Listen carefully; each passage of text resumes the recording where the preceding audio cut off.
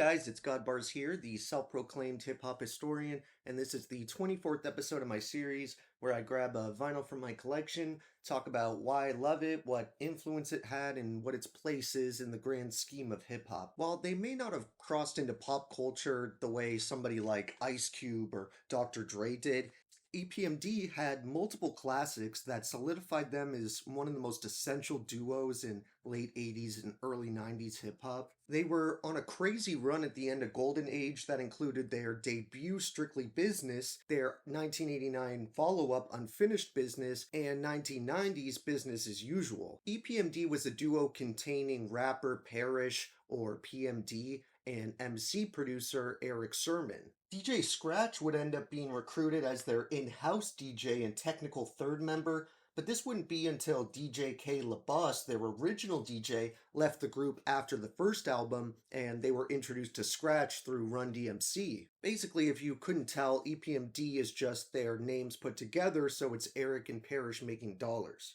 Honestly, since every track on Strictly Business just says produced by EPMD, I have to assume the beats are mainly, if not solely, done by Eric Sermon, outside of the cuts and scratches K. LaBoss provides. Obviously, the further I go back, the less I know about this stuff, so if you have any knowledge or insight on how much Parrish was involved in the instrumentation or production, feel free to let me know. Together, they were just one of the acts under the Hit Squad umbrella, but they famously founded the collective. Besides them, Hit Squad included Knuckleheads, K-Solo, Redman, Top Quality, and of course DOS Effects. Not to be confused with Def Squad, the supergroup Eric Sermon formed after EPMD broke up the first time in '93. The only Hit Squad member to go with Eric into Def Squad was Redman. Aside from them, this roster featured the addition of Keith Murray, Jamal, and Hurricane G, who unfortunately passed away last year. But even if they hadn't given so many future legends a voice when they were coming up,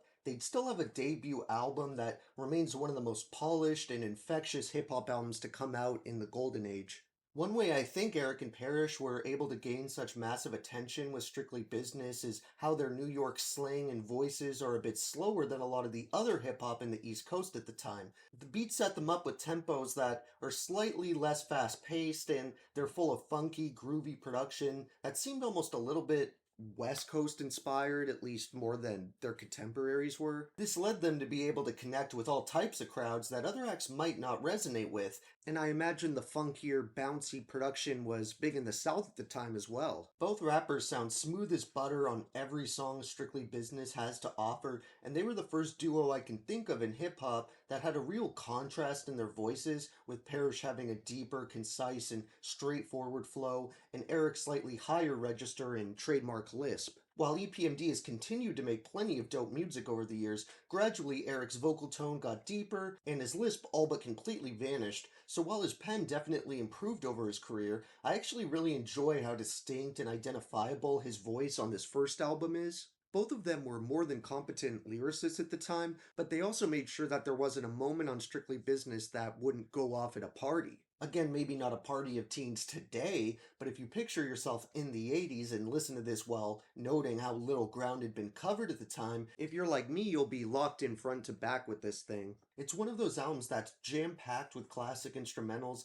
If you've never heard this album and go skim through it, you'll more than likely recognize over half the loops. This is due to them being sampled so many times since the release of this LP, which in turn can be attributed to how every beat, along with the verses that accompany them, are honestly just about as good as you can get, in my opinion. It's one of those albums where I still get blown away every time I go back to it, because track after track I go, oh yeah, I forgot about this one's legendary too. And then another couple tracks go by and I've thought the same thing, then before I know it, I'm almost done with the album before realizing there hasn't been one dull moment. Even on a lot of great projects that I don't feel have one horrible song, or even one bad song, a lot of them don't have these straight runs of 5, 6, even 7 tracks that were decade-defining and sound incredibly fresh today. It's not uncommon to hear people write off Golden Age hip hop because, well, I wasn't born then, so I can't personally connect to it. But obviously, judging by how many people under 30 love Pink Floyd and the Beatles, that's not really an excuse. I was born in 99, and not only was the Beatles pretty much all I listened to until I was probably like 9, but I'd like to think the music still means something to me even if I don't have a personal connection with nostalgia the way people who grew up with it did. I heard songs like Check the Rhyme or Triumph when I was pretty young,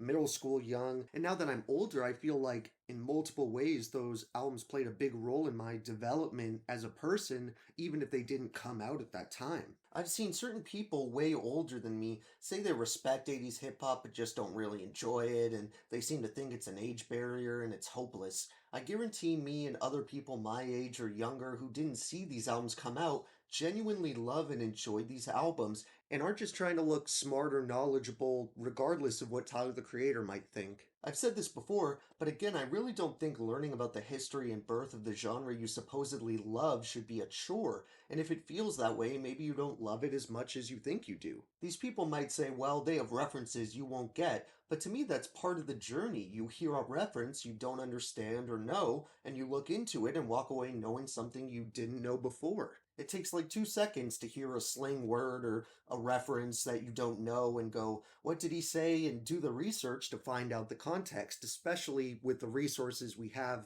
in this day and age. I'm a huge fan of old musical idols like Louis Armstrong or Ella Fitzgerald. If you listen to the Ella and Louis album and you walk away not enjoying a second of it because it's old or you can't relate to it, then your ears are on backwards. EPMD proves how timeless music can be just by giving light to samples that are still flipped and reworked to this day. The thing that initially really sold me on the dynamic duo is years ago when I first heard this album's title track, the Bob Marley I Shot the Sheriff sample was just so dope to me, and even though we all know the original reference material, the way the reoccurring I Shot the Sheriff gets chopped in between Eric and Parrish's alternating verses is masterful. Another standout moment or moments is the 3 songs in a row that are probably the biggest example of bass samples you'll hear later producers use time and time again. This would be You Gots to Chill, It's My Thing, and You're a Customer. Honestly, you could probably even count the 4th track in this lineup, the Steve Martin, because while I don't think I've heard that sample used quite as often and recently as the others, it's still a fire beat that's insanely familiar to me, and honestly, I still haven't put my finger on exactly where I know it from. It's probably something obvious, so if you do know, please let me know. Speaking of which, for this classic Golden Age album, my 3 favorite songs would probably have to be the title track, You're a Customer, and Jane, with a few honorable mentions in the form of You Gots to Chill, the Steve Martin, and Get Off the Bandwagon. Thank you for watching my 24th video. We have one more 80s classic to go, and then I'm going to move on to 10 albums from the 2000s, and then 10 from the 90s. So be sure to tune in next time to see what my final pick for now is for 80s classics, and remember, I'm not trying to imply any album I don't talk about right away isn't a classic or isn't worth talking about, or even that it won't be talked about. You just have to start somewhere, and these are personally all ones I feel like should really be in any golden age starter pack for anyone who hasn't really listened to 80s hip hop yet. Overall, I'm just talking about albums I love and have on vinyl, and there's a lot of them, so just bear with me for a while. Also, be sure to like, subscribe, and let me know what your favorite songs off EPMD's seminal debut are. Don't forget to have a great day, and I'll see you next time, okay? Alright.